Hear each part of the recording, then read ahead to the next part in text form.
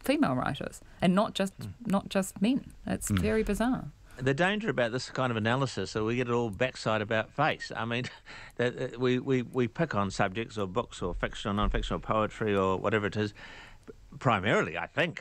Who goes into a bookshop and goes, I'll only go to the section that has male writers in it? Yeah. I don't think they do they? They don't go to libraries. We're looking for books and subjects that interest us. But they will, if they go to, the crime section, there are people that will definitely ignore crime fiction written by women. Oh, right, okay. Yeah. So that's why women often don't put their first names. They give themselves, and use initials or something like that. So, yes.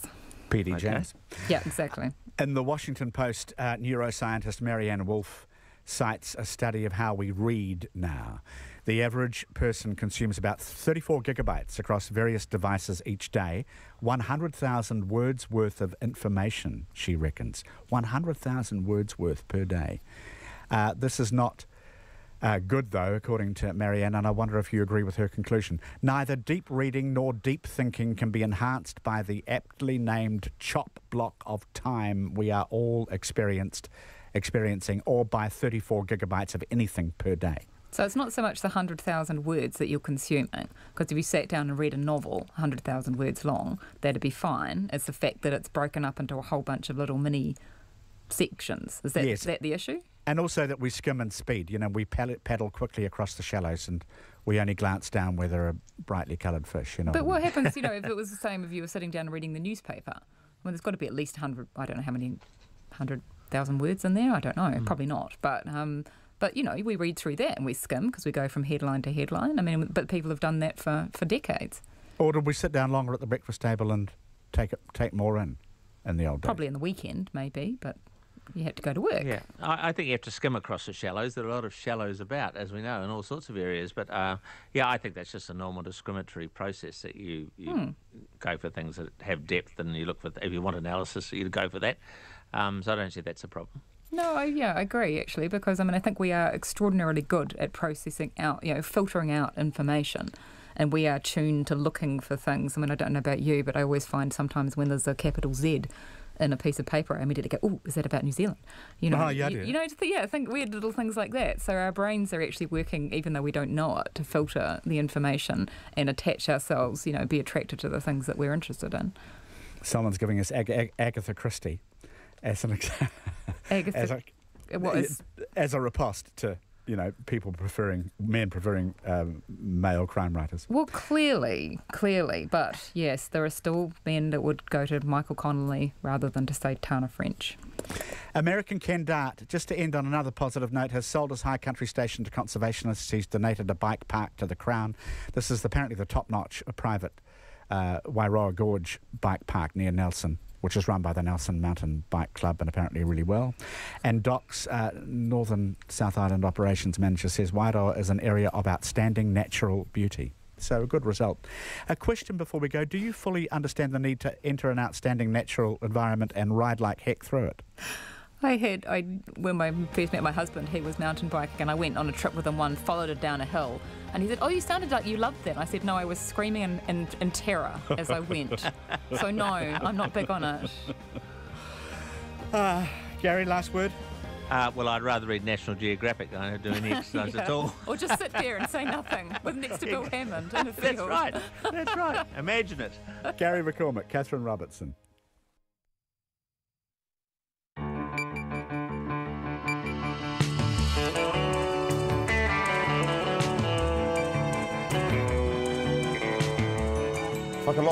Welcome to Checkpoint tonight. An extraordinary day in politics with Jamie Lee Ross sensationally resigning from the National Party and levelling an unprecedented set of allegations against leader Simon Bridges, including corruption, electoral fraud, and delivering a set of lines that could only be described as the most damning character assassination of a fellow MP.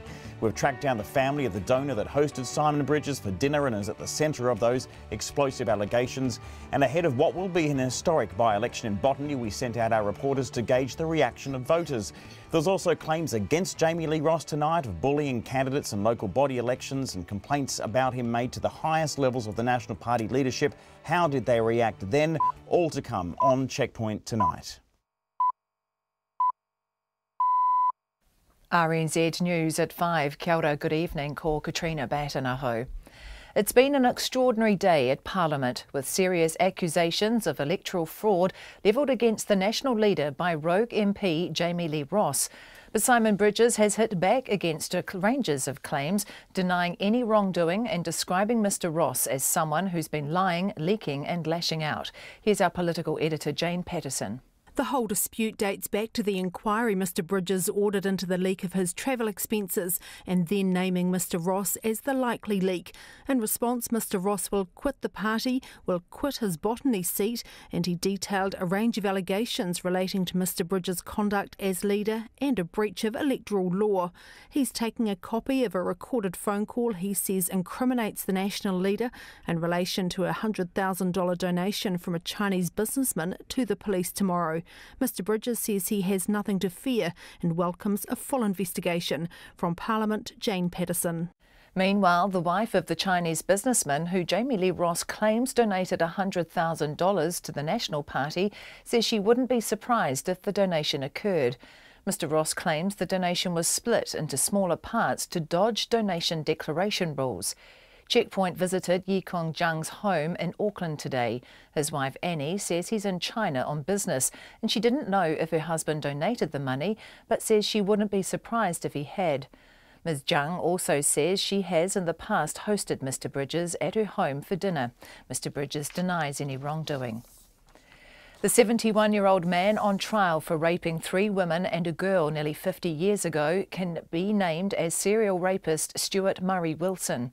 Wilson, who had name suppression for the duration of the trial, has been before the High Court in Auckland since last Monday, defending 6 charges, including 6 charges of rape and 3 of indecency with a girl under 12. He's infamously known as the Beast of Blenheim and was jailed for 21 years in March 1996 for violent sexual attacks on women and girls throughout a 2.5-decade period. In 2017, he was charged again in relation to the rapes of 3 women and a girl throughout the 1970s. Today, after 7 hours of deliberations, the jury returned with mixed verdicts. They found him guilty of raping a woman and a 9-year-old girl and attempting to rape another woman, among other charges. They found him not guilty of the raping and indecently assaulting the 4th woman. 2 men charged with murdering mongrel mob member Kevin Ratana entered no plea when they appeared in court this afternoon. Mr Ratana, who was 27 years old, was shot outside his Whanganui home on August the 21st. A 31-year-old from Nainai appeared in court in Lower Hutt, while a 38-year-old local man appeared in Whanganui. Both men were granted interim name suppression and remanded in custody to reappear in the High Court in Whanganui on November the 7th.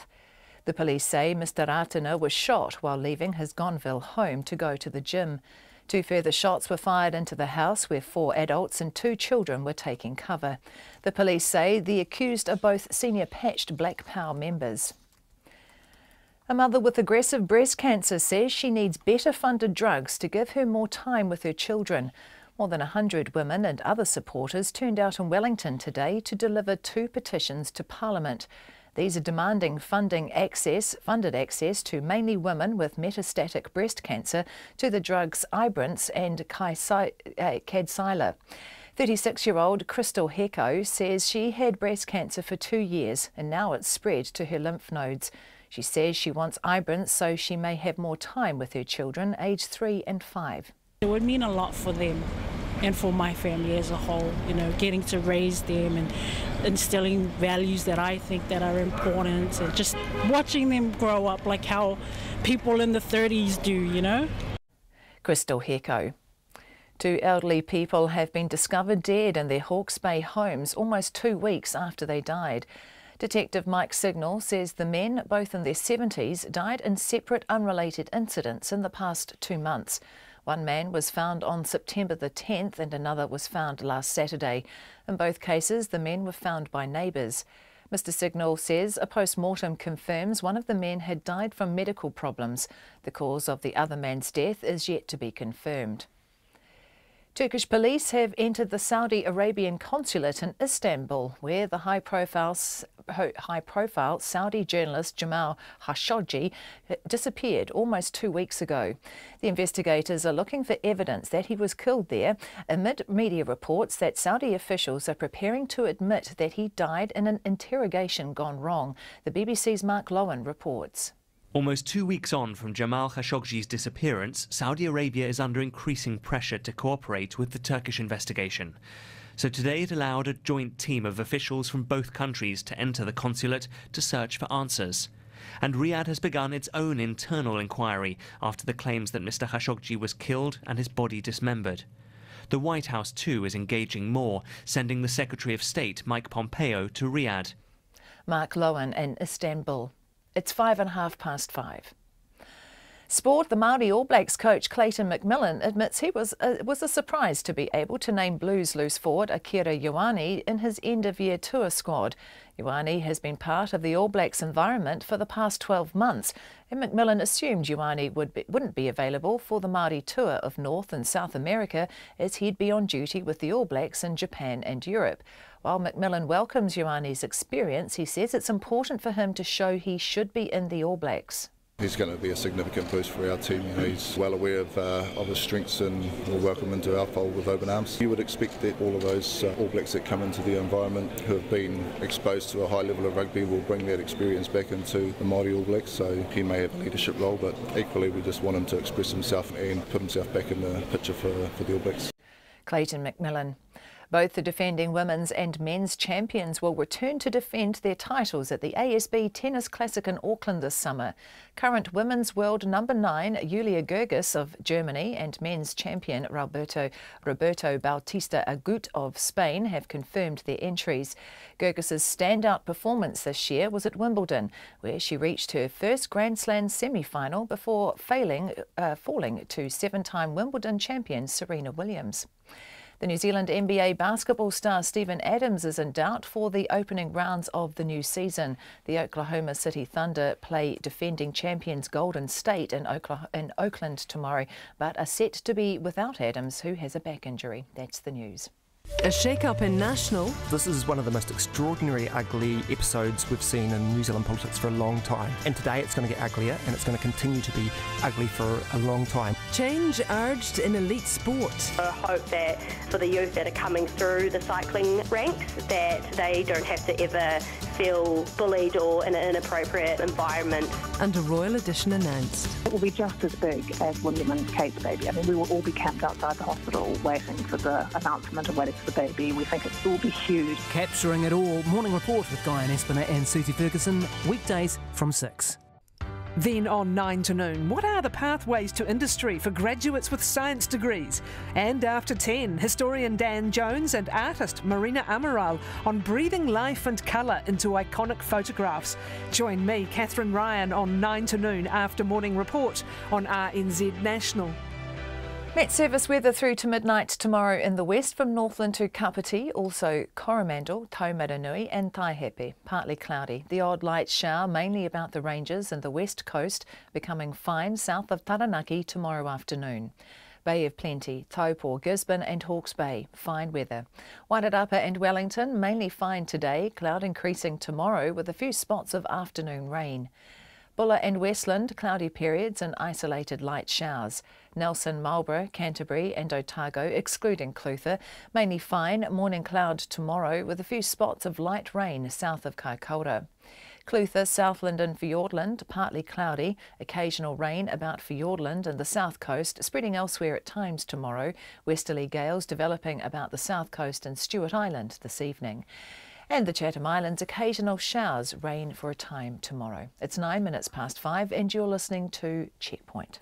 Thank you very much, Katrina. As you would have heard there in Katrina's news bulletin, a jury has found Stuart Murray Wilson, the man also dubbed as the Beast of Blenheim, guilty of historical rapes. We'll have more on this from our reporter Annika Smith, who's been in court, coming up soon on the program. But first, we begin at Parliament. National MP Jamie Lee Ross broke his silence today on the black and white checkered foyer of Parliament, delivering a series of bombshell accusations against party leader Simon Bridges.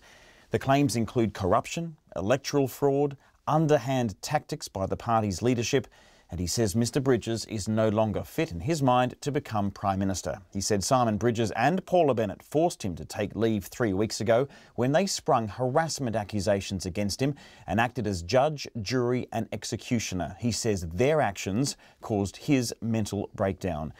It was a lot to take in one press conference, but Jamie Lee Ross's allegations also implicated himself. He says he was naive to follow Mr Bridges' instructions to split a large donation from a wealthy businessman that was then intentionally not disclosed to the Electoral Commission.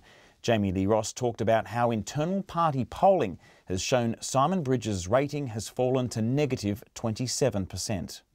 The speed and magnitude of Simon's unlikability is worse than Phil Goff, David Shearer and Andrew Little had when they were opposition leader. The New Zealand public are not stupid, and they've seen what I had failed to see until now. Simon is a flawed individual without a moral compass and without any underlying principles except power. And Jamie Lee Ross spoke about his allegation that Simon Bridges filed a false electoral return. I know Simon filed a false return because Todd McLeay and I spotted that false name in his return in January and suggested it needed to be tidied up. Simon Bridges knows exactly what Cathedral Club is. It was a name used to hide a donation from a close friend of his. He claims it was a clerical error. I call BS on that. It is simply implausible that someone that touts his skill as a former Crown prosecutor, as an honest person and as someone that thinks he is fit to be Prime Minister, it is simply implausible that he signed a form with a false name for a donor that he knows well and that he didn't notice. The Electoral Act says filing a false return is a corrupt practice. Falsifying the name of a donor to hide their identity is a corrupt practice. I believe Simon Bridges is a corrupt politician. Jamie Lee Ross says in May this year he had dinner at the home of Chinese businessman Yikung Zhang. The following week, he says Simon Bridges called him to say the same wealthy businessman had offered him a $100,000 donation. Jamie Lee Ross says Simon Bridges asked him to collect this donation. He was at pains to point out that the donation should not be made public, and could I ensure this? I was naive and I acted on my leader's instructions. I duly carried out Simon Bridges' wish. A $100,000 donation was collected. It was split in smaller donations that were below the $15,000 declaration threshold. And the full $100,000 donation has not been disclosed to the Electoral Commission. Simon Bridges will deny that he asked me to do this. But on the 20th of June, after the donation was received, I called Simon, knowing that the leader of the National Party had asked me to carry out an unlawful act. I had the presence of mind to record the conversation Simon and I had. I reminded him that he had dinner at the individual's home. He acknowledged this by saying yes. I reminded him that he was offered a $100,000 donation. He also agreed with this point by saying yes. I then told him the $100,000 donation had been received. He expressed his excitement by saying, fantastic.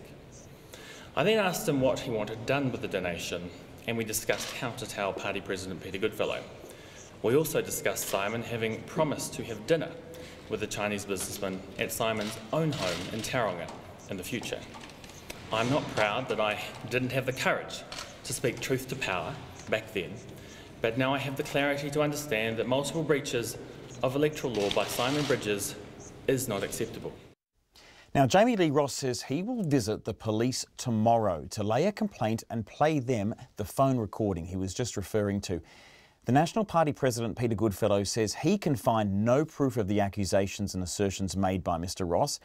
Peter Goodfellow says the allegations are inconsistent with the donor information the party has, including information previously supplied by Mr Ross. This afternoon, Mr Ross also released photos of Simon Bridges with Yikung Zhang, a man that Jamie Lee Ross stresses has done nothing wrong. 3 weeks ago, Jamie Lee Ross says he was called by Deputy Leader Paula Bennett and marched to Simon Bridges' office. There he says he was told 4 women had complained that he had harassed them and that Mr Bridges was sacking him. My suspicions arose when the story changed. The woman now had not just approached Paula, but they'd approached both Paula and the Chief of Staff, Jamie Gray. They'd not approached Parliamentary Services, their employer. I raised this with Simon Bridges, and he told me if I kept asking for natural justice, that it would not be just 4 women, he could get 15 women. The changing nature of the story made me think it was a bluff, and a bluff being played out by some seriously unethical people who are so proud of their own importance they can't accept dissent. The following week it was announced that I was taking leave for medical reasons. It's true, I suffered a medical event. To see that my career was being ended off the back of these allegations that I could not answer all of a sudden came up just as I was questioning Simon's leadership. That was difficult to accept, and I had a mental breakdown. The timing was clearly appalling, given the leak inquiry and the connection to mental health. I was further deeply hurt that Simon Bridges characterised my own mental health as embarrassing. No one should have their boss tell the nation that their mental health and their medical needs are embarrassing. I was raised by my grandmother and great-grandmother to respect women. I strenuously deny any allegations that I have harassed anyone. I've served in public office for nearly 15 years, and I've never once had such a complaint made against me until now. Jamie Lee Ross there denying any allegations of harassment. Looking forward, he says his mandate is with his Botany electorate, which is why he will resign from his electorate seat as well as from the National Party on Friday. He says the by-election will be a referendum on Simon Bridges' leadership. The coming Botany by-election will be a referendum on Simon Bridges' leadership and his fitness to serve New Zealand. I will stand as an independent candidate. I will ask my community to endorse my service to them and decide if I am fit to continue. I'm sure the National Party will stand a candidate, likely someone foreign to Botany. They would sit voiceless up on the opposition backbenches, nodding and clapping at every opportunity they can, sitting in a party led by someone that asks his MPs to carry out unlawful activity. In that press conference today, Jamie Lee Ross seemed to be very keen to be asked about where this all began and whether he was the leaker of Mr Bridges' political expenses. He denied that. I'm standing here offering what I know about the party and offering answers to the questions that you have. You're going to make your own conclusions about that. I say I wasn't the leaker to you, Tova. I say that the PwC report also could not conclude who the leaker was. The PwC report, however, has taken unrelated communication that we all trusted wouldn't happen with that privacy waiver. They've taken unrelated communication, pieced it together and said Jamie Lee contacted a police officer and he contacted the journalist. So he must therefore be the original leaker. There is no evidence that I sent anything to you, Tova. In fact, the very first time we ever had any communication by way of cell phone, other than in the corridor, was yesterday when you asked how I was doing. There's never been any text messages between us in the past, Tova, and you can all believe what you want, but I don't say that that report is right. It is inaccurate, and I believe they've also abused the privacy waiver because the privacy waiver said it would take information related to that phone number and related to that document. They've gone and taken information, searched through all our records, pieced together unrelated communication, and pointed it to me. A very confident Jamie Lee Ross at the end of that explosive press conference in Parliament today. Meanwhile, Simon Bridges, flanked by Deputy Leader Paula Bennett and with formal rivals for the leadership, Judith Collings, Mark Mitchell and Amy Adams standing behind him, spoke to media shortly after the caucus meeting where National MPs voted unanimously to expel Jamie Lee Ross from their party. We are not going to tolerate the kind of appalling behaviour we've seen from Jamie Lee Ross, where he has put himself above both caucus but also New Zealanders. He'll clearly say anything and everything about his behaviour, that the lies, the leaks and other matters as well are entirely unacceptable. I understand he has made a number of allegations. They are baseless. In relation to the Electoral Act, they are entirely false. And I invite Jamie Lee Ross to take those matters to the police, and I invite the police to investigate them fully and promptly, because they have zero chance of success given that they are false. I think we as a caucus are going to now draw a line under this. Jamie Lee Ross is no longer part of National in terms of our caucus going forward, and we'll be resolutely strong, united and focused on the things that matter to New Zealand. Describing Jamie Lee Ross as a lone wolf MP, Mr Bridges said all National MPs will no longer tolerate him, and he was irrelevant as far as the party was concerned. The National Party leader deflected many questions today, saying he'd already answered journalists' questions despite them telling him he hadn't. I'm simply saying to you that everything Jamie Lee Ross has been saying, because we are talking about a guy who's lying, who's leaking, who's lashing out, has been proven to be wrong. I have done absolutely nothing wrong, and that will be shown to be the case. Has that donation been declared? I'm not certain about anything to do with these things. Because you're so excited about a $100,000 donation. No, the reality is I've not heard tapes. I don't know what Jamie Lee Ross is putting up. He should go to the police, he should front up with this, and they should thoroughly investigate this, and promptly, because here's the thing. Nothing will come of it in relation to me, at least, because I've done nothing wrong. But you'd know about the donation because it's a $100,000 donation. You'd apparently invited this Chinese businessman to your house, so you obviously know about this $100,000. I've answered questions in relation to all of this. I've done nothing wrong. It is now for Jamie Lee Ross to go to the police. Simon Bridges, the National Party leader, we have not heard back from him. He has declined our request for an interview this afternoon on Checkpoint. This afternoon we tried to get hold of the man that Jamie Lee Ross claims donated $100,000 to the National Party. At Yikung Zhang's Remuera home, his wife Annie said that he's on business in China and won't be back for 2 weeks. But Mr Zhang told Zach Fleming she wouldn't be surprised if her husband had donated $100,000 to the National Party. Do you know if your husband donated $100,000 to the National Party earlier this year? I have no idea, sorry about that. No. So he could have done that without telling you? No, I don't know nothing about his business, okay? Would it surprise you if he had? No. Ms Zhang also said she met National Party leader Simon Bridges several times and has hosted him for dinner. The China Association, I met him before. Has he ever been to your home? Or? Yeah, they've been to. They've been here? Yeah. Yep. What were they doing here?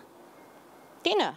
They're having a dinner? Yeah, he's here. Do you know what was discussed in that dinner? Sorry, because I'm not happy to answer any question anymore.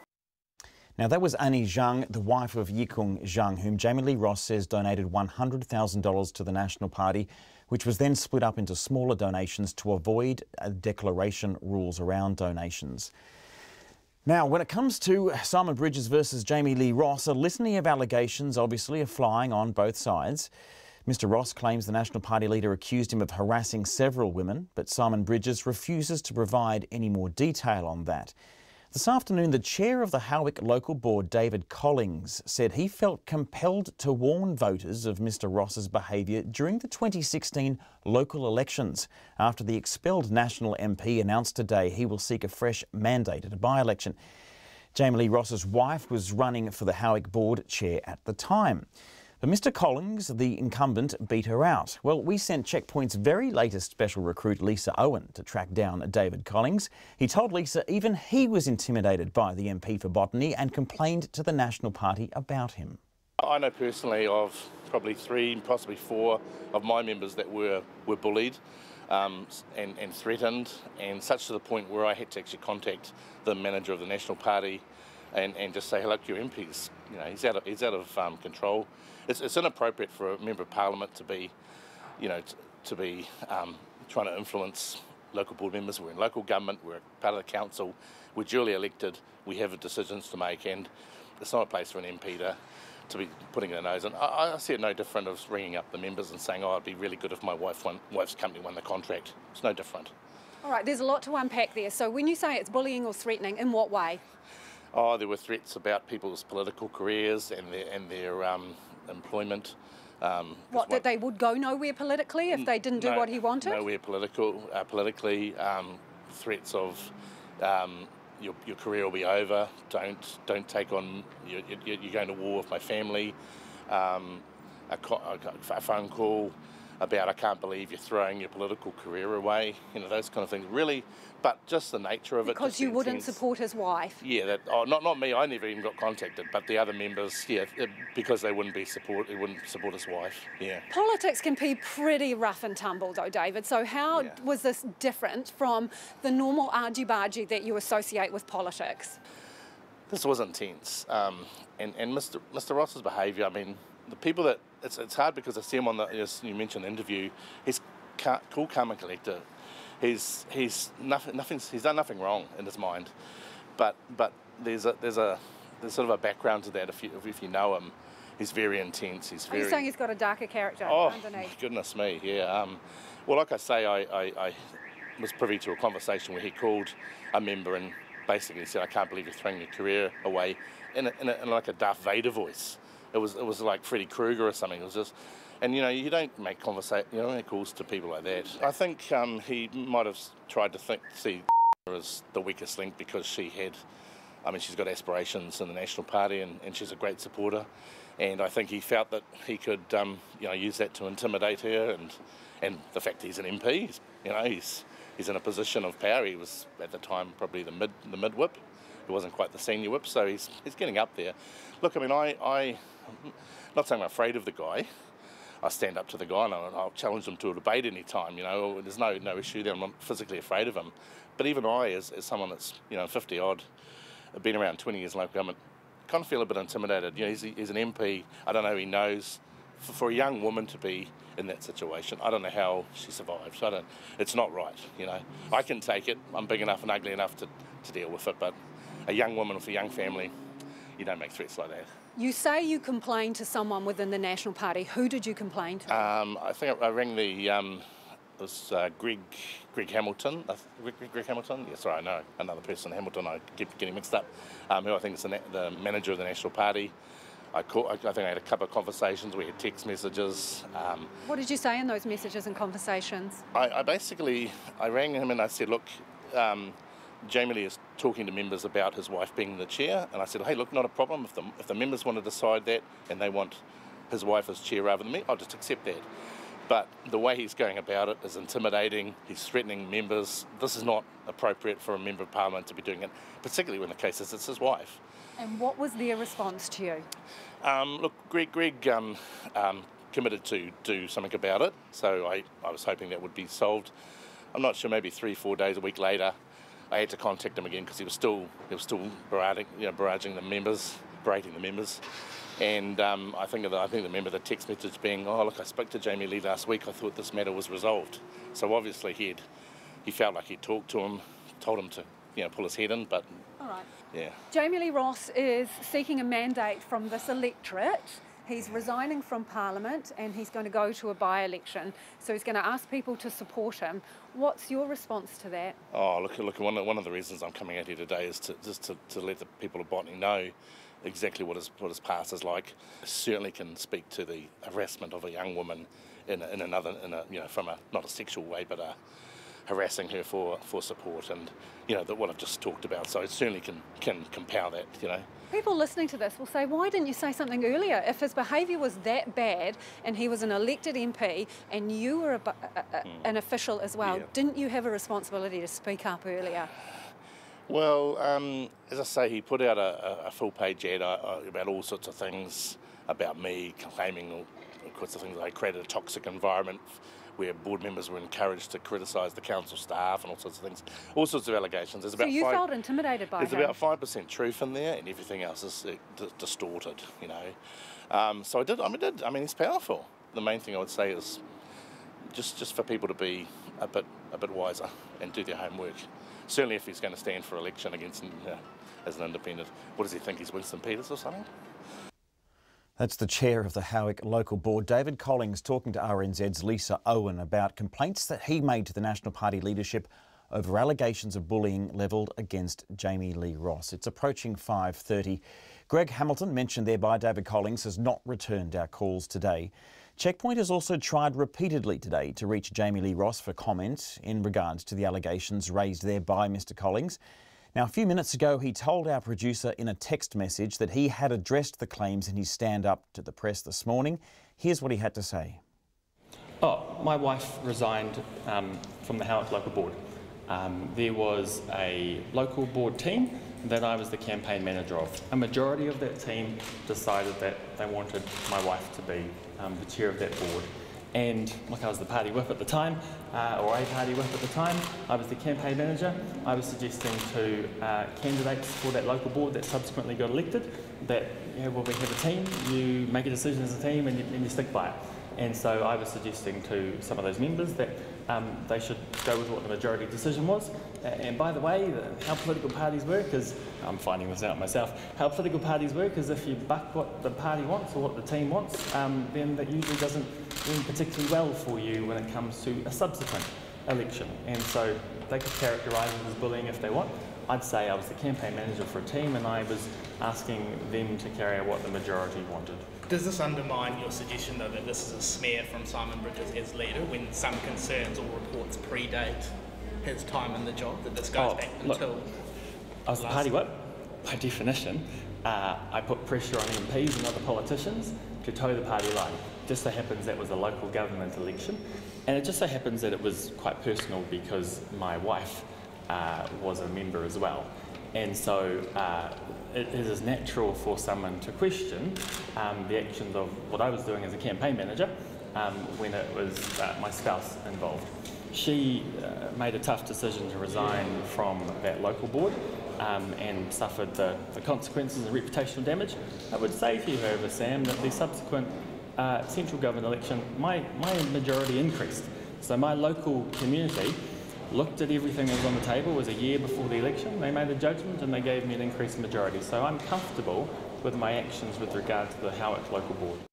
So what are Jamie Lee Ross's chances of getting re-elected as an independent Member of Parliament? We sent Zach Fleming to Botany Town Centre this afternoon to ask if people would vote for him without the support of the National Party. You know, we don't know what the truth is. The truth in terms of? Of this Simon Bridges, and, you know, who can tell what they do behind closed doors? It's all very tit for tat at the moment. One person says one thing, one person says another. Would that at all make you reluctant to vote for him because you don't know the truth? Would you prefer to vote for a fresh, potentially a candidate with less baggage? Possibly. Yeah, I don't know. I think I'd vote for him anyway. Yeah, I think he's a good guy. Would you still vote for him as an independent, not part of the National Party? Yes. None of the carry-on political drama bothers you? We haven't really taken much notice of any of the drama. I guess everybody has drama in their lives, and but I've had some dealings with Jamie Lee Ross away from the political arena, and I don't have any complaints about him as a person. Did you vote for him last time? I did. So you voted for the man as opposed to the National Party? Yeah, I did. So what has come out this morning is that he has said that he helped Simon Bridges cover up electoral donations. Does that bother you, that you would have a local MP who has admitted to doing that? Well, I think at least he was honest about it. I'm not too sure exactly what happened, but all political and probably a bit of wish-wash under the table as usual. Yeah, I'd like to get the full story, but you don't normally get the full story with politicians, do you? So does that bother you then? Would you prefer to perhaps vote for a fresher candidate, someone with less baggage underneath them, that you're not left wondering what the truth is? Well, it would be nice to know if there was someone else out there, but... National will front a candidate. Yeah, well, we've got to know a bit more information first before we vote, so... But you believe... Something I'd look into, yeah. You believe Jamie Lee Ross has done a good job in Botany? I think he has, yeah. Really disappointed, actually, this morning. Would you still vote for him? No, I wouldn't. Why not? Basically because I'm a National supporter and I'd like to support National. So you will vote for whatever candidate National put here? Within reason, yes. It's 26 minutes to 6. We will get to the news headlines soon, but meanwhile, Christchurch locals that our reporter Logan Church spoke to this afternoon were not very impressed at all with Simon Bridges or Jamie Lee Ross. You know, sort of, there's something there, isn't there? You know, the man's not going to say that for nothing. You know, it's a pretty serious accusation, you know, what he said. If you're going to blow the whistle, you want to have your shit together, don't you? You think Simon Bridges is a good leader of the National Party? Questionable. Why do you say that? I'm not really into politics, but I've been watching a bit of it. You know, sort of he seems to be sliding things off to one way. There's something there. You've got to be straight up. We'll just keep on watching and see what happens. What I did note was that Jamie Lee had all sorts of allegations against Simon Bridges, but they hadn't been substantiated. And as what I understood is that some of the allegations against Jamie Lee were also not finally conclusive. So it sounds to me there's a lot of unfinished business there. There's obviously not a lot of love between them, although I gather they were quite close at the beginning. So I think it's a very unfortunate failure of relationships, but I don't know what the outcome's going to be. Do you think Simon Bridges is a good leader of the National Party? I think time will tell. I think he's having a hard time at the moment holding his position, so we'll see what happens. It seems to me the National Party's got nothing better to do with itself than fight itself in the opposition. It's kind of embarrassing, to be honest. I don't know the truth of the allegations one way or the other, obviously, but they're parading the dirty linen in a way that you probably wouldn't see them do in government. Do you think Simon Bridges is a good leader of the National Party?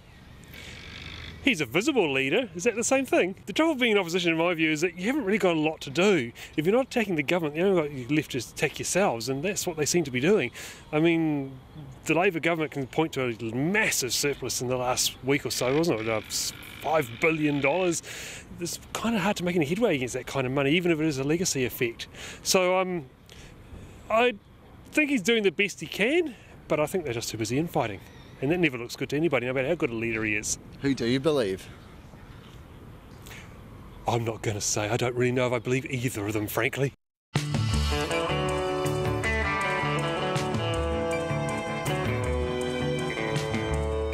Christchurch locals, they're giving their political analysis to our reporter Logan Church. It's 23 minutes to 6. There is plenty more coming up in other news of the day on Checkpoint. But first, we have to get to the news headlines with Katrina Batten. The National Party president says he can find no proof of the electoral fraud allegations made by the rogue MP Jamie Lee Ross today.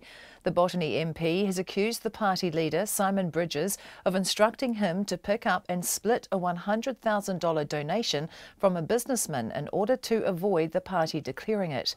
Peter Goodfellow says the allegations are inconsistent with the donor information it has. He says Mr Ross should take his allegations to the police. The man standing trial for historical rapes can now be named as Stuart Murray Wilson, known as the Beast of Blenheim. Wilson was before the High Court in Auckland this week on charges relating to the rapes of 3 women and a girl in the 1970s.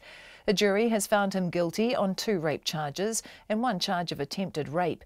Wilson was jailed for 21 years in 1996 for violent sex attacks on women and girls over 20 years. 2 men charged with murdering mongrel mob member Kevin Ratana entered no plea when they appeared in the court this afternoon. Mr Ratana, who was 27 years old, was shot outside his Whanganui home on August the 21st. 2 people have been found dead in their Hawke's Bay homes almost 2 weeks after they died. The police say the men, both in their 70s, died in separate unrelated incidents in the past 2 months. Turkish police have entered the Saudi Arabian consulate in Istanbul, where the high-profile Saudi journalist Jamal Khashoggi disappeared almost 2 weeks ago. The investigators are looking for evidence that he was killed there. Heritage buildings in Wellington, Nelson and Auckland will get government funding to help with earthquake strengthening. The Ministry for Culture and Heritage says Nelson's State Cinema, the former post office in Auckland's Unihunga and 4 buildings in Wellington will share a grant of more than $850,000. Those are the headlines. I'm back at 6 o'clock. Thanks very much, Katrina. We'll see you then. I'm very grateful that Madison Reddy is here in the studio for business so we can turn to something a little bit different. Bring some calm to the storm. That's right. We're looking at inflation. You were previewing it yesterday. The figures are out for the latest quarter, September quarter, of course. So what's it looking like? The results are in. So we'll start with the headline number. So that's the annual increase. So that's the year to the end of the September quarter. Now that increased 1.9%. So inflation's now at 1.9%. This was a result of the Consumers Price Index. And the quarterly increase between the June quarter, the quarter 2, and the September quarter, quarter 3, that was a 0.9% increase. Now that's the largest quarter-to-quarter increase that we've had in the past 12 months. So we've had in the past year. Now, Now, this was higher than pretty much everyone expected. The market was expecting about a 0.7% quarterly increase, which would have been a 1.7% annual increase. The Reserve Bank's expectations were even lower. They were expecting a 0.4% quarter increase and then a 1.4% annual increase. And what actually drove this up quite high was obviously fuel. So we spoke about this yesterday, saying, you know, especially with the regional fuel tax and just general oil prices being more expensive, the dollar being weaker, so we have to pay more for it to bring it in as well.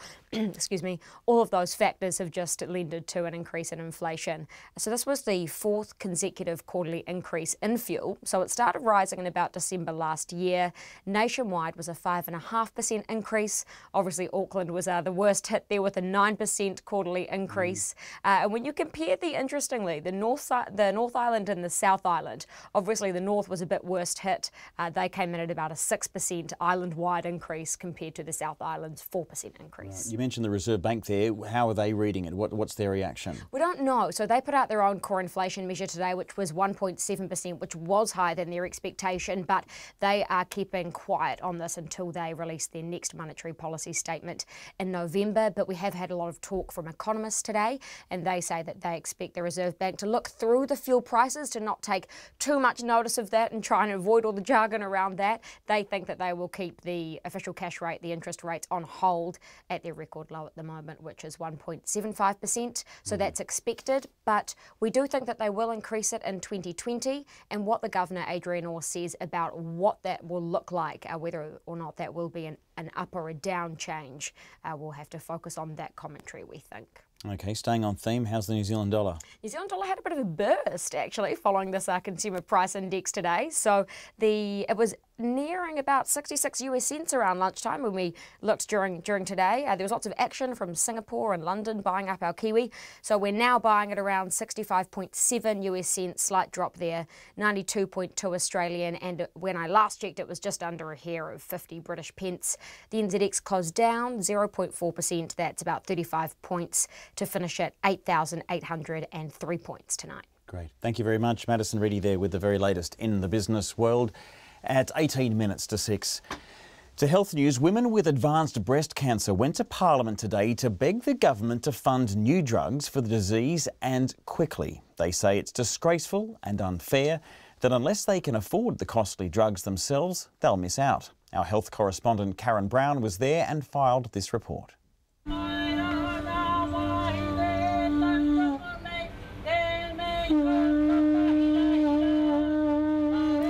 At least 100 women and their supporters trekked to Parliament from all over the country. They brought 2 petitions seeking funding for new breast cancer drugs, Ibrance and Kadcyla. The first signed by about 33,500 people and the second by 2,600. A 40-year-old mother of 3, Wiki Mulholland, says she was diagnosed with the cancer 5 months ago, by which stage it had already spread. So I was actually unfortunately told that it was too late and that it had already spread to my spine. So I have the spread throughout my spine and in my chest and in the base of my skull. So that was end of May this year. She's on chemo, but has cashed in her KiwiSaver in case she decides to buy Ibrance. Ms Mulholland knows she can't ultimately beat the cancer, but she is determined to fight back. When I look at my children, I want them to know that I've fought for something. Like, it'd be easy just to stay in bed and roll over, basically, because there is no cure for my type of cancer. So I want them to know that their mum tried really hard to fight to be here. 36-year-old Crystal Hecko says she's had metastatic breast cancer for 2 years. She's been told she should be on Ibrance but can't afford it and hopes to manage with other funded drugs instead. She says the drug would give her more time with her children, aged 3 and 5. It would mean a lot for them and for my family as a whole, you know, getting to raise them and instilling values that I think that are important, and just watching them grow up like how people in the 30s do, you know. A Dunedin-based mother, Claudine Johnston, says the Health Minister, David Clark, must step in and take action. I'm here to beg David Clark to keep his pre-election promises, to be a kinder, fairer government, to make cancer treatment more accessible and fair and more equal. The head of the Breast Cancer Foundation, Evangelia Henderson, says women shouldn't have to mortgage their homes or beg to get their hands on the drugs. It's a disgrace that we are so far behind the rest of other countries like us, comparable countries where these drugs are available. Yet in our country, women have to make those decisions, very difficult decisions, and that is heartless. The chair of the Breast Cancer Aotearoa Coalition, Libby Burgess, says it's time for a review of Pharmac. There doesn't seem to be a particular lack of money. It's just that the system has been set and it hasn't been changed or reviewed for 25 years. So today we're going to be calling for a review of the Pharmac system to make it more humane, to make it actually deliver results. Pharmac's chief executive, Sarah Fitt, says the drug buying agency is considering funding both drugs, but first it must ensure they would deliver the expected benefits. She added its $1 billion budget must be used to the best effect for everyone. We have to look at the whole population. We have to make sure we're getting the best value for medicines for all patients in New Zealand, so we have to look at what other medicines are waiting to be funded as well. The Minister, David Clark, met with some of the petition backers today. He reiterated to journalists, however, that he does not believe it is right for politicians to second-guess Pharmac's decisions. Mō te hotaka o te ahi, ko Karen Brown tēnei. It's 14 minutes to 6. The 71-year-old man who's been on trial for raping 3 women and a girl nearly 50 years ago has been revealed as serial rapist Stuart Murray Wilson, infamously known as the Beast of Blenheim. Wilson, who had name suppression during his trial, has been defending sex charges in the High Court in Auckland, including 6 charges of rape, 3 of indecency with a girl under 12. He was jailed for 21 years in March 1996 for violent sexual attacks on women and girls throughout a 2.5-decade period. Last year, he was charged again in relation to the rapes of 3 women and a girl in the 1970s. Now, today, after 7 hours of deliberations, the jury returned with mixed verdicts. Now, our court reporter Annika Smith was there and joins me now in the Auckland studio. Good evening to you. Kia ora. So, what happened today? Well, about an hour ago, the verdicts came in and they were mixed. He was found guilty on a majority of the charges, including raping a 9-year-old girl, raping a woman and attempting to rape another woman. He was found not guilty on 2 charges of rape and 1 of indecent assault, and the jury couldn't agree on 2 other charges, and for these, Justice Lang discharged Wilson. OK, so take us through really what this trial was about, Annika. So Wilson was charged with a number of sex charges, including rape and indecency with a girl under 12, and that was back in 2017. Now, the Crown's evidence has largely lay in the evidence given by 4 different women who each told the jury they had been sexually abused by this man. The trial wasn't about consent, but whether the events happened or they didn't. The Crown's case was that Wilson created opportunities to be alone with these women, use them to confine them, and then sexually assaulted them. Now, Crown Prosecutor Robin McCoubrey said the man's use of violence or threats of violence to control women was a common theme that popped up in each of the women's stories, strengthening them. Wilson's defence lawyer Andrew McKenzie said this wasn't true. He argued that there were significant flaws in each of the evidence and it just wasn't credible. Now, Annika, we've known Wilson far more familiarly with his nickname, the Beast of Blenheim. Can you take us through how he got that nickname? Wilson is a serial rapist. He was jailed for 21 years in March 1996, and that was for attacks on women and girls throughout a 2.5-decade period. His convictions include rape, bestiality, stupefying and ill treatment of children. He's currently in a unique situation because he's served every day of that 21-year sentence, but he's still living on the grounds of the Whanganui prison outside the wire under strict conditions. And this is because the Department of Corrections successfully applied for an ESO, an extended supervision order, in 2012, and that doesn't expire until 2025, and even then Corrections can reapply for another one. Interestingly enough, at his sentencing in 1996, the judge at the time said if they'd had the power to sentence him to preventive detention, which is New Zealand's most punitive sentence, it means an offender's effectively managed by corrections for the rest of their life. They would have, but at the time there wasn't the available legislation. So the jury knew none of that? No, the jury knew none of this. They obviously knew his name. They had been told Wilson was involved in a court case in 1996 and warned not to draw any inferences from this. After the verdict this afternoon, the judge did tell them a bit more about him, and there was really little reaction from the jurors. So did the lawyers have much to say outside court afterwards? I did speak to Wilson's lawyer afterwards, and he said his client was disappointed and would have to wait until sentencing until making a decision as to whether he would appeal or not. Right, great. Thank you, Annika Smith, for bringing us up to date on all of that. Our court reporter at the Auckland High Court, she's been following that case of the Beast of Blenheim, found guilty on the majority of those charges today. Just broke just before we came on air at 5 p.m. It's coming up to, well, it's just gone 10 to 6. The Christchurch City Council's Water Division has been slammed by an independent report over how it sought to make the city's drinking water safe. The city rushed to temporarily chlorinate its previously pristine water in March after it was found there was a chance of bores becoming contaminated. The report released today says the Water Department withheld information from senior managers, including the council's chief executive, for 7 months, that there was a risk of contamination. Conan Young reports. The independent report says the delay in informing Council Chief Executive Carleen Edwards prevented the public being informed sooner that there was a need to chlorinate the water. It notes time was of the essence because the time it would take to secure the bores was crucial in the decision in December last year to remove the council's secure bore status. It says instead this came as a surprise to the Chief Executive and the Mayor, Leanne Dalzell, who were caught on the back foot. Carleen Edwards fronted for media today and laid out why the 7-month delay in being told there was a problem mattered so much. It would have allowed, however, a more coordinated, planned approach involving the appropriate authorities such as the Ministry of Health and the Drinking Water Assessor to achieve a longer-term program of repair.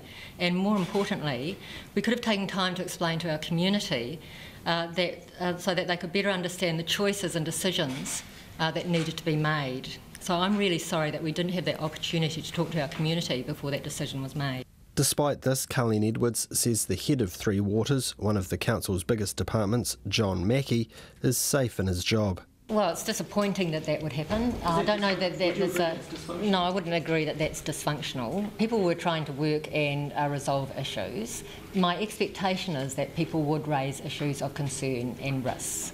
And that's something that we're certainly working with across the organisation, as I say.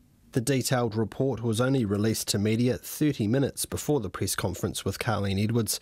However, a council spokesperson says this was not an attempt to limit the questions that could be put to her. The council still hopes to have its $35 million program to make its bores secure completed by March next year, at which point the chlorine will be completely removed. The Medical Officer of Health, Dr Alistair Humphrey, says while council staff never stopped working to make sure drinking water was kept safe from contamination, it would have been preferable if they'd brought the Chief Executive, elected members and the public into the loop as well. We have a community that cherishes its untreated water supply. We have elected members who represent that community. You know, there are governance decisions that possibly could have been made. It wouldn't have changed the operational issues, which is what I'm involved with. But I'm sure that there would have been wider debate around the community. There would have been a bit more time. Carleen Edwards says managers, including John Mackey, have been offered training in the need to refer up when issues such as the security of the city's drinking water become a concern. She says John Mackey, who was not at today's media conference, has yet to take the council up on the extra training. Ke ototahi mo te hotaka o te ahi nei, ko Conan Young tēnei. Just coming up to 6 minutes to 6, once touted as the stuff of futuristic cartoons, automated pilotless planes are a step closer to becoming a reality in this country as a taxi. Air New Zealand has signed an agreement with Zephyr Airworks to work on bringing the world's first autonomous air taxi service to New Zealand. Catherine Hutton reports. Cora is 100% electric and therefore emissions-free. Like a helicopter, Cora takes off and lands vertically. No runways or airports needed. Air New Zealand used its sustainability conference in the capital this morning to unveil its agreement with Zephyr Airworks to bring the world's first autonomous air taxi service, known as Cora, to market. The airline's chief executive, Christopher Luxon, admits it's cutting-edge stuff, but it's well within the realms of possibility. He predicts it will launch first as a tourism venture before morphing into an air taxi service. Today you might want to fly from, Rangiora north of Christchurch down to Timaru, that you could actually be able to, book an air taxi service from Zephyr that would actually have 2 or 3 or one other passenger on board with you flying autonomously on that route. And so you would just go to a single destination or a port and take off from that location. Since Zephyr brought its first plane to New Zealand a year ago, it's been running unmanned test flights around the South Island.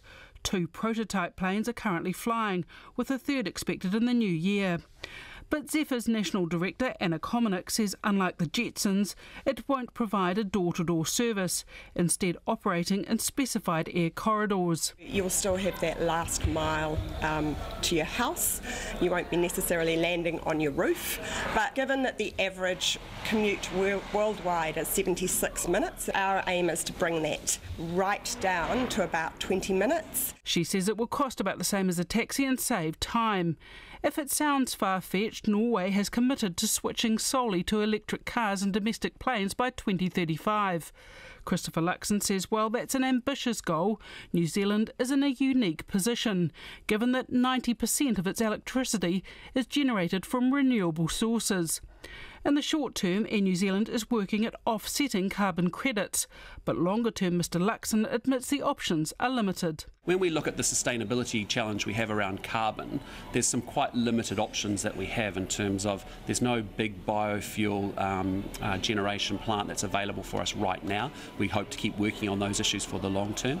The obvious technology of aircraft up until fairly recently, electric, hasn't really been an option, and so we've been exploring that. Major aircraft manufacturers Boeing, Airbus and ATR are all doing electrification experimentational projects. At the moment, the reality is 12 to 30-seater traditional electric turboprop planes, which Mr Luxon says is a real possibility. Biggest issue for large aircraft being fully electrified is actually the size, is the battery capacity. And so at the moment, but that will come ultimately, but whether that's 10, 20, 30 years away, I'm not so sure. But certainly in the smaller turboprop aircraft, that is something that we genuinely think is quite possible, within the decade. Mr Luxon says no money has changed hands yet, but the agreement between Air New Zealand, Zephyr, the Civil Aviation Authority and the government is focused on shaping the future of the aerospace system. Anna Kominick says Zephyr chose New Zealand after a global search, partly because of the CAA. Part of the reason for coming to New Zealand was its certification regulations. CAA has a very innovative outlook, but they are very, very focused on safety, and so they should be, and we totally respect that. We've got a good relationship with CAA, and we're continuing on with that work. So what do prospective passengers on the streets of Wellington make of the idea? It's great. If it gets to you to the airport to meet your flight and it does it within 100 kilometres of the airport, I think it's a great idea. And is it self-flying? So that's even better. You don't have to worry about getting a licence. So great idea. There would have to be some sort of strong regulations to kind of make it safe, but that's a cool idea. I don't think I would necessarily use it, but I know my kids would, because they both said that when they grow up they want to design a flying car. It would be a pretty frightening experience, I would think. If there was a lot of them in the sky at any one time, it could be quite disastrous. Zephyr says it hopes to take non-paying passengers by the beginning of 2020. Meet George Jetson. For Checkpoint, Catherine Hutton. Just before we come up to 6 o'clock, there's been a lot of feedback coming in, of course, over our major story tonight about Jamie Lee Ross's accusations against the National Party leader, Simon Bridges. Ganya has got in touch. This is after Lisa Owen's interview with David Collings of the Howard Local Board. Ganya says, I would note that David Collings and a number of Howard Local Board members stood on the National Party-affiliated Vision and Voice Local Board ticket. Ganya says, why do we as constituents have to wait until a problem like this erupts, that information on the character of our politicians is exposed? To be clear, this is a group of people, this is what Gunya says, who are happy to give the impression that those they work with and with whom they are standing for election are good people, when in truth they don't even think that they are. Thanks, Gunya, for getting in touch. Tom from Motuere has been in touch and says, finally, New Zealand political news gives Trump nightly psychodrama a run for its money. There's probably a few more people that have got in touch on the same theme. Another person from Christchurch says, if you want to ask this Christchurch person, yes, Simon Bridges is a good leader, he says, and Jamie Lee Ross is just spitting the dummy and is showing an incredible display of disloyalty. Quite right to get rid of him. Phil, a little bit more interesting, says the photo of Simon Bridges with Mark Mitchell, Amy Adams, Judith Collins behind him says, clearly in politics the best way to stab someone in the back is to get right behind them first. Interesting analysis there. We'll have a lot more to come after 6 o'clock. RNZ News at 6. Whakalofa lahi atu, good evening, ko Katrina Batanaho. The wife of the Chinese businessman who Jamie Lee Ross says donated $100,000 to the National Party says she wouldn't be surprised if the donation occurred. Mr Ross says the donation was split into smaller parts to dodge donation declaration rules. At their Remuera home, Zhong Yi-Quinn wife Annie told Checkpoint her husband is in China on business. She says she didn't know anything about the donation. Do you know if your husband donated $100,000 to the National Party earlier this year? I have no idea, sorry about that. No. So he could have done that without telling you? No, I don't know nothing about his business, okay? Would it surprise you if he had? No. Ms Zong also says she has in the past hosted Mr Bridges at her home for dinner. Mr Bridges strongly denies any wrongdoing. The National Party president, Peter Goodfellow, says he can find no proof of the accusations and assertions made by Mr Ross. He says the allegations are inconsistent with the donor information the party has, including information previously supplied by Mr Ross. The man standing trial for historical rapes can now be named as Stuart Murray Wilson, infamously known as the Beast of Blenheim. Wilson was jailed for 21 years in 1996 for violent sex attacks on women and girls throughout a 2-decade period. He was before the High Court in Auckland this week after pleading not guilty to charges relating to the rapes of 3 women and a girl in the 1970s. After 7 hours of deliberations, the jury found him guilty of raping the girl and one of the women and attempting to rape another woman. He was found not guilty of 2 charges of rape and 1 of indecent assault, with the jury unable to agree on 2 other charges. The Green Party co-leader says she's thrilled moves are being made to beef up regulations regarding foreign investors. The government is deciding whether to introduce a national interest clause to the Overseas Investment Act. The Associate Finance Minister David Parker has announced today public consultation will take place at the beginning of next year. If passed, the clause would allow the government to decline an investment if it thought it didn't align with the country's best interests. Marama Davidson, who's the party's water spokesperson, says there are many things that might be considered under a national interest test. The community concerns, which were very obvious actually all through the country. Also understanding the kaitaki responsibilities of mana whenua, the long-term sustainability of our water and our water tables and our environment. These are some of the ideas. Marama Davidson. Heritage buildings in Wellington, Nelson and Auckland will get government funding to help with earthquake strengthening. The Ministry for Culture and Heritage says Nelson's State Cinema, the former post office in Auckland's Onehunga and 4 buildings in Wellington will share a grant of more than $850,000. Tracy Neal reports. A ministry spokesperson, Tamsin Evans, says the Onehunga Post Office is the suburb's oldest remaining building. Nelson State Cinema is an Art Deco-style building with a Heritage New Zealand Category 2 listing. Between them, they'll get $137,000 from the fund that helps building owners carry out seismic strengthening of heritage-listed buildings. Ms Evans says more than $700,000 will be shared among the owners of 4 significant Wellington buildings, including the landmark Erskine Chapel in Island Bay and the Farmers Building in Cuba Street. This is Tracy Neal. Dame Jenny Shipley concedes she and the rest of the board of failed construction firm Mainzeal never sought legal advice about securing money they needed from China. The former Prime Minister is one of the former directors being sued for $75 million for actions leading up to the construction firm's collapse in 2013. At the High Court in Auckland this afternoon, Dame Jenny conceded to the liquidator's lawyer, Mark O'Brien, that the board didn't get advice from a Chinese lawyer about the transaction. As it transpired, Mainzeal wasn't able to get the money it needed because of regulatory difficulties getting money out of China. This has been offered as a key reason for Mainzeal's collapse, which resulted in creditors losing out on about $117 million. The job of Christchurch's head of water is safe despite a report critical of his department. The independent report says the council's Three Waters division waited 7 months to tell the council's chief executive that the city's drinking water was at risk of being contaminated.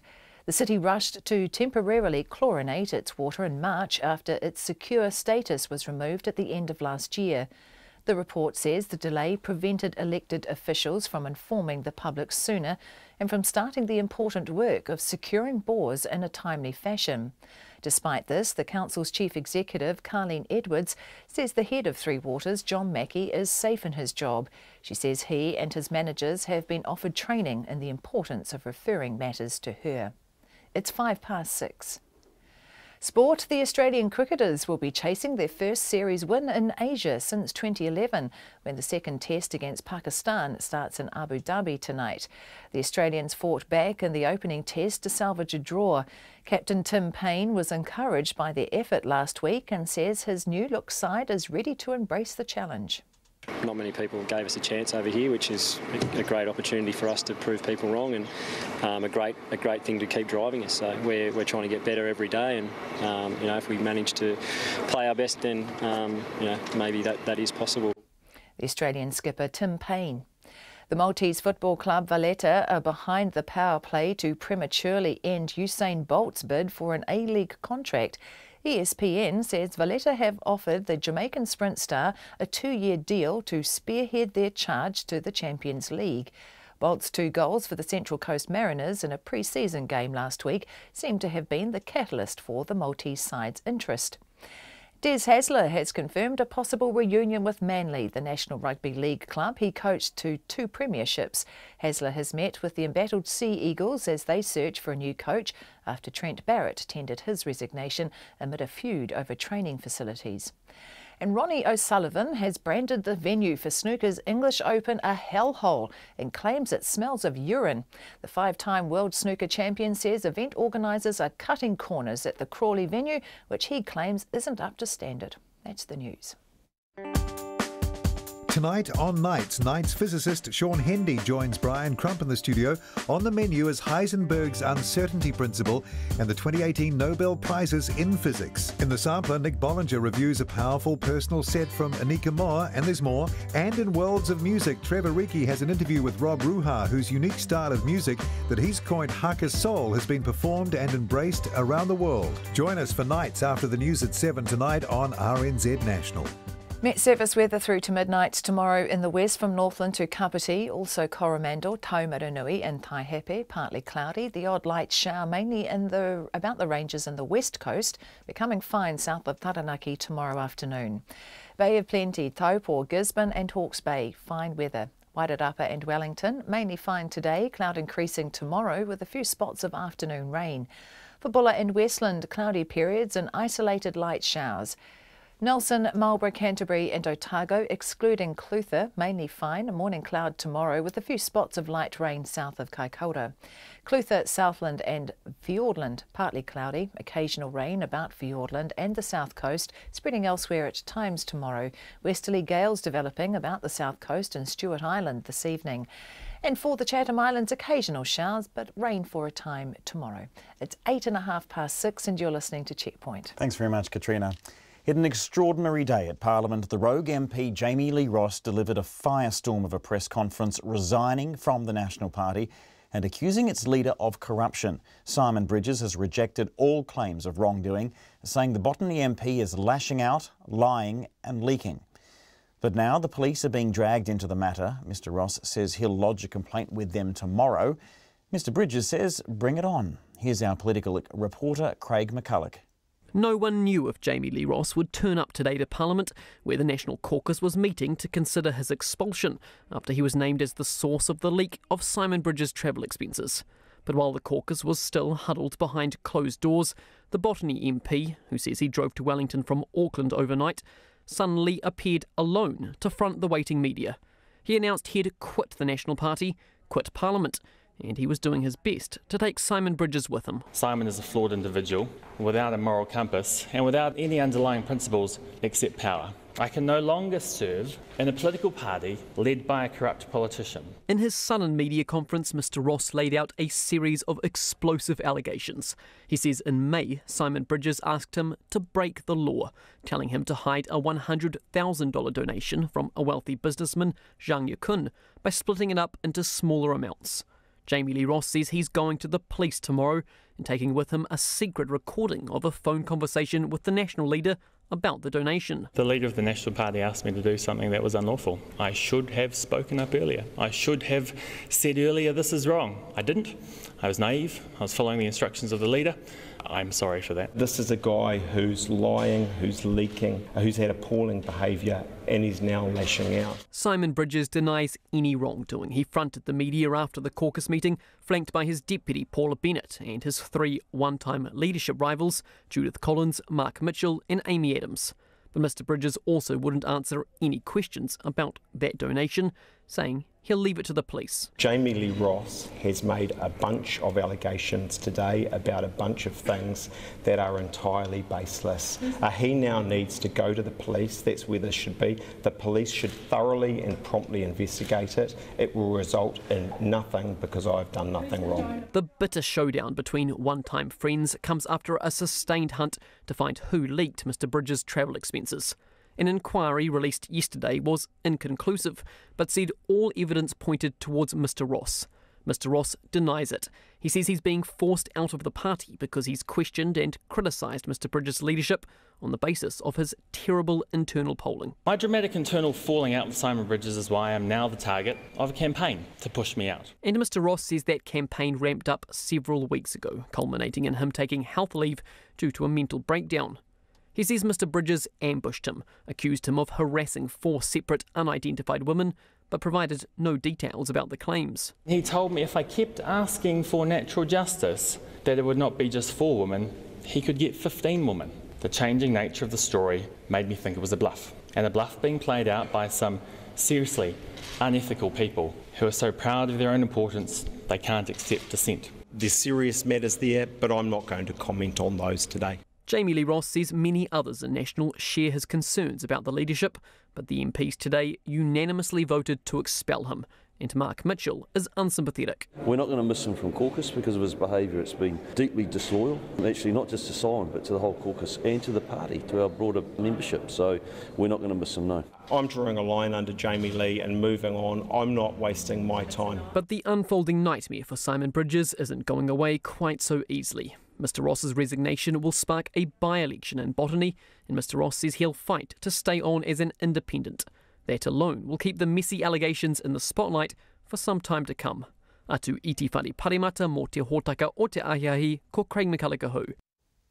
And it's just coming up to 13 past 6. The National Party President Peter Goodfellow released a statement late this afternoon saying he could find no proof of the accusations made by Jamie Lee Ross about National's handling of political donations. He says the allegations appear inconsistent with the donor information that National has to date, including information that was previously supplied by Jamie Lee Ross. Peter Goodfellow says he invites Jamie Lee Ross to follow through on taking his allegations to the police. And he says the National Party complies with the provisions of the Electoral Act and its donations are comprehensively audited by a third party every year. Peter Goodfellow has not returned Checkpoint's calls. Now, Tau Henare spent 15 years in Parliament, most recently as a National MP, after spending a few years in the wilderness following his defection from New Zealand First. It's fair to say he's had his fair share of rocky political times. He's with me here in the studio, probably nothing quite like what you saw today. What did you make of Jamie Lee Ross's? That was like watching Netflix, you know, on meth, most probably. I don't think New Zealand's ever seen something like that.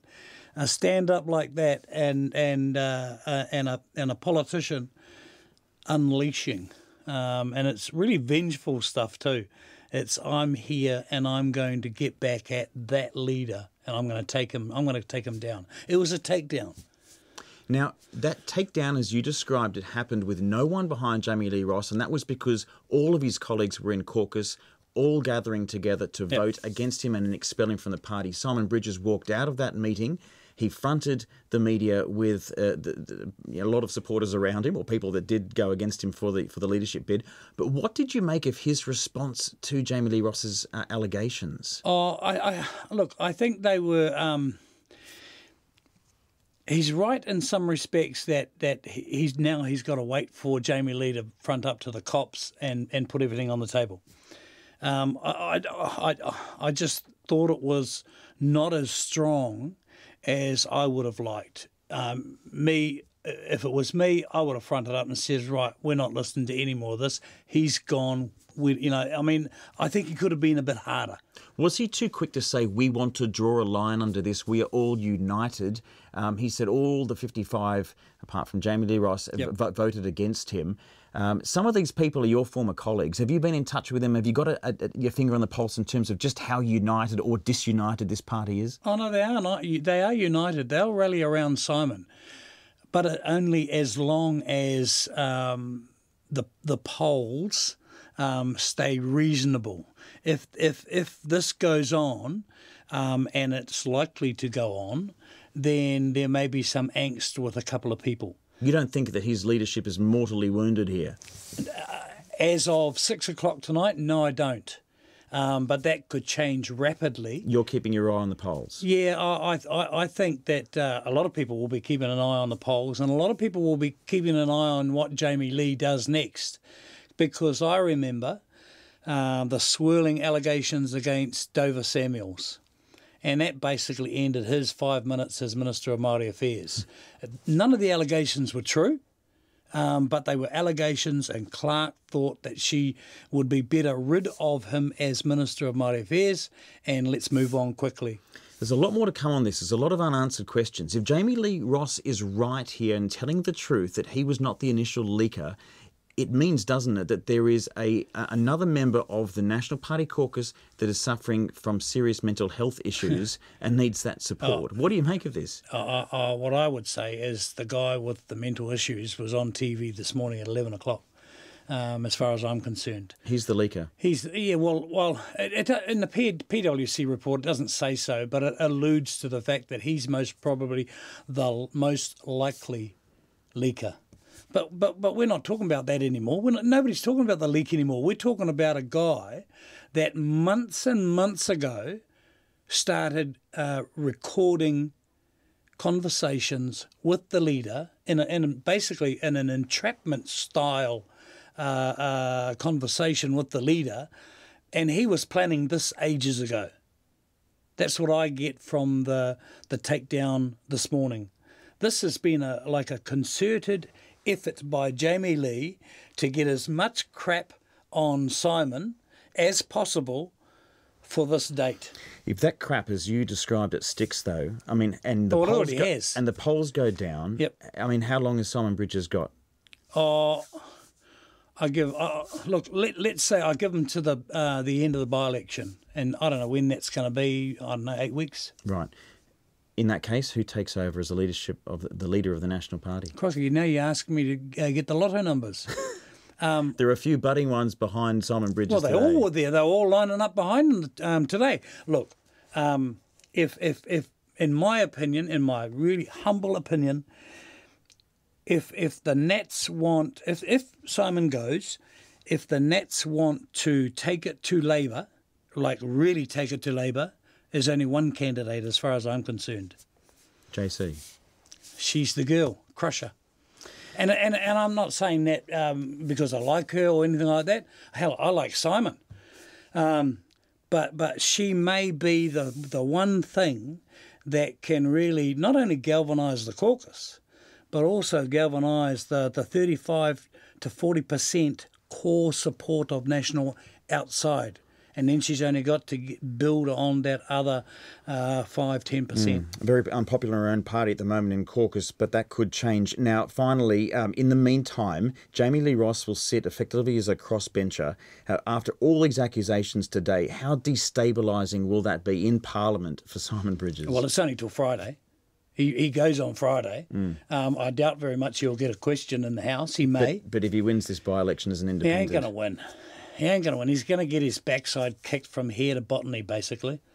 And the sad thing is, what happens after the election to Jamie Lee, his wife and the kids, is because who's going to employ somebody who's willing to sit down with the boss and record the boss for later episodes? You know, who's going to give him a job? Hell, I wouldn't give him a job.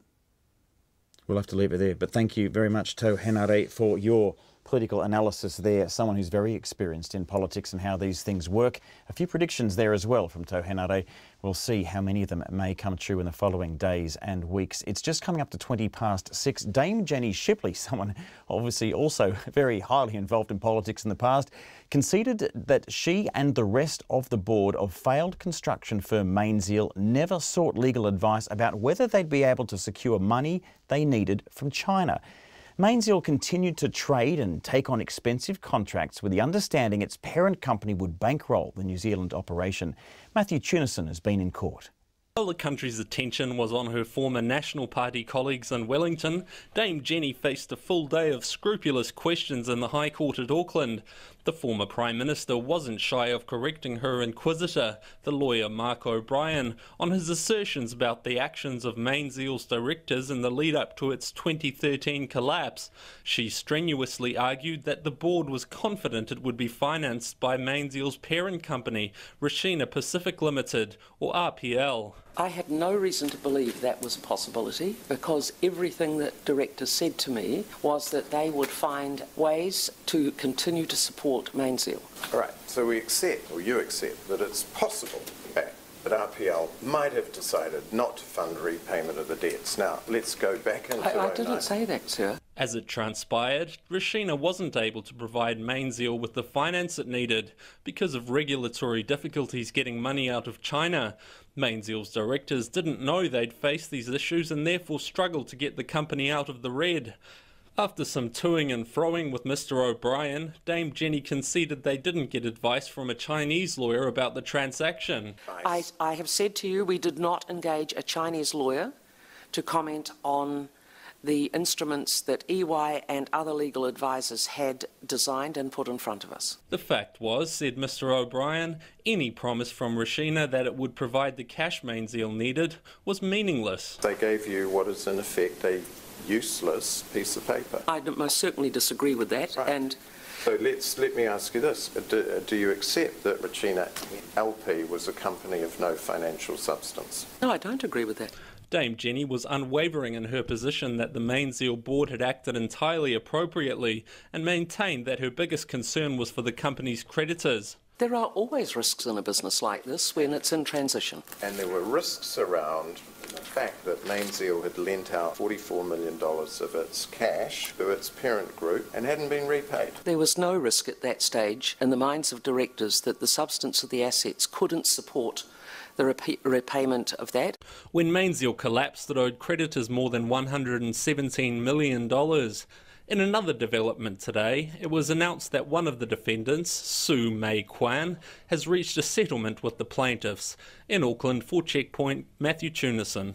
Just coming up to 6:23, the co-founder of the computing giant Microsoft has died. Paul Allen was 68. He died in Seattle from complications from cancer. Now, he started Microsoft with Bill Gates in 1975 and went on to become one of the world's richest people with an estimated net worth of more than $20 billion. The BBC's Dave Lee has this report. Paul Allen and Bill Gates were childhood friends, and they created a company that brought personal computing to the masses. It was Mr. Allen who convinced Mr. Gates to drop out of Harvard to devote his time to Microsoft, a decision that led to both men becoming among the richest in the world. As Mr. Allen prepared to leave the company due to ill health, he and his co-founder had fierce disagreements over stock ownership. But they were on a similar page when it came to spending their vast sums of money. Like Mr. Gates, Mr. Allen was an enormous philanthropist, giving more than $2 billion to endeavours in science, technology, education and the arts. He had a passion for naval history, investing in efforts to dive deep on the hunt for sunken battleships. That's it, Paul. We've got it. We try to do these both as really exciting examples of underwater archaeology and as tributes to the brave men that went down on these ships. That said, he was no stranger to lavish spending on himself. He owned a yacht reportedly worth more than $250 million. He was also a huge sport fan, owning 3 major American teams. Yet, despite those many commitments, his sister Jodie said he always made time for family and friends. Mr. Allen never married and did not have any children, but with his work he leaves a huge legacy. Our industry has lost a pioneer, said Apple boss Tim Cook. He changed the world, said Satya Nadella, Microsoft's current chief executive. And his old friend Bill Gates said personal computing would not have existed without him. I will miss him tremendously. Dave Lee with that report at 25 minutes past 6. The Duke and Duchess of Sussex have kicked off their tour down under with some surprise news. Last night, just hours after arriving in Sydney, it was announced that Prince Harry and Meghan Markle are expecting their first child. It added even more interest to their first official royal tour and resulted in a flood of stuffed koalas and kangaroos on the streets of Sydney. Elizabeth Brown has more.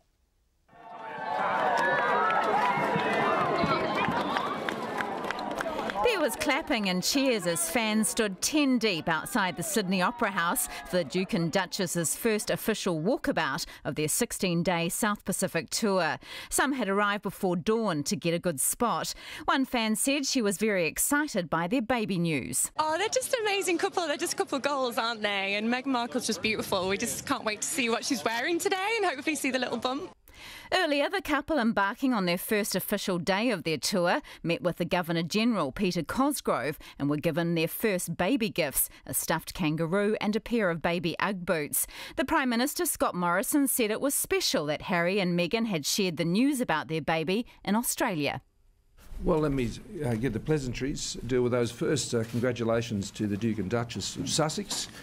It's tremendous news yesterday, overnight, and obviously we'll be looking forward to celebrate that good news while they're enjoying their stay here in Australia. They'll be neighbours of Jenny and I for the next week or so, and I'm sure we'll take the opportunity to congratulate them both in person. It was then on to Taronga Zoo, where Meghan Markle cut the ribbon to open its new Institute of Science and Learning. Prince Harry paid tribute to the work undertaken by zoo staff to create the institute. Absolutely amazing. I think you summed it up perfectly. Zoos in the 21st century, they have to modernise with everything else that's going on at the moment. So Taronga Zoo seems to be leading the way. One of the most excited people today is Sydney fashion designer Karen G. The Duchess stepped out for the first glimpse of her baby bump in one of her dresses and soon caused the company's website to crash. I'm absolutely touched, I'm honoured, it's just quite surreal, and you know, for Meghan to choose Karen G to wear on her first day is just super exciting. Back in Britain, betting agencies are already giving odds on names for the new royal baby, who'll be 7th in line to the throne. Royal commentator Victoria Murphy says whether the baby receives a royal title is up to the Queen. We understand with this baby that it won't be a prince or a princess because he or she will be too low down the line of succession, and Harry is not the eldest son of the Prince of Wales.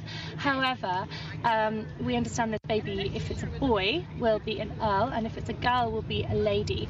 But titles are at the discretion of the Queen, so the Queen can step in and make this baby an HRH and make it a prince or princess. The couple are due in New Zealand on October 28th. Prime Minister Jacinda Ardern says she'll be passing on New Zealand's congratulations to the couple in person while they're here. And she says she may even give Meghan Markle a practice baby holding run. There may be an opportunity at some point for Neve to be around. I haven't got any set plans there, but yeah, she does tend to trail us a bit, so I'm sure that opportunity will arise. Perhaps I'll pass her over to Meghan for a bit. Tonight, the royal couple are due to attend a reception at Admiralty House where they'll meet charity and business leaders. For Checkpoint, ko Elizabeth Brown, tēnei. Well, just come up to the end of the program. There's a little bit of feedback we're going to read. Obviously, people have got in touch. Someone's responded to our interview with Tau Henare saying, well, you know, you keep digging up old MPs. Well, he certainly gave us a few lines and some very interesting analysis on what has been an incredible day, really, in New Zealand's Parliament. Jamie Lee Ross kicking it off at 11 o'clock this morning with his press conference criticising Simon Bridges, saying he's no longer fit to be Prime Minister. He also said that he was guilty of corruption, guilty of electoral fraud, of playing judge, jury and executioner. Simon Bridges came back and said that he challenges Jamie Lee Ross to go to the police and to let the police investigate what is incredible accusations against him and his leadership. Tau Henare saying that Simon Bridges should stay on, that they are all united, but there could be a new leader anytime soon.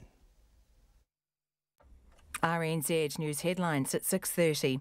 The wife of the businessman who rogue MP Jamie Lee Ross claims donated $100,000 to the National Party says she wouldn't be surprised if the donation was made. Mr Ross says the money was split up to dodge declaration rules. The man who's been standing trial for historical rapes can now be named as Stuart Murray Wilson, infamously known as the Beast of Blenheim. The police are calling on people to look out for their elderly neighbours after 2 men were found dead in their homes weeks after they died. And 2 men charged with murdering mongrel mob members entered no plea when they appeared in court this afternoon. Our next news and weather is at 7. RNZ National, with a fresh take on the day's news at 10 every weeknight with Karen Hay. I was not satisfied with his explanation, including the latest national and international news from the RNZ News team. His report was also highly critical of Cycling New Zealand management and leadership. And always live when and where we need to be. Our reporter, Phil Pennington, has been covering the story and he joins me now. Kia ora, Phil. Hi, Brian. In-depth news on Lately with Karen Hay from 10 every weeknight on RNZ National. And this is Trending Now, our feature highlighting the stories you've been sharing via digital and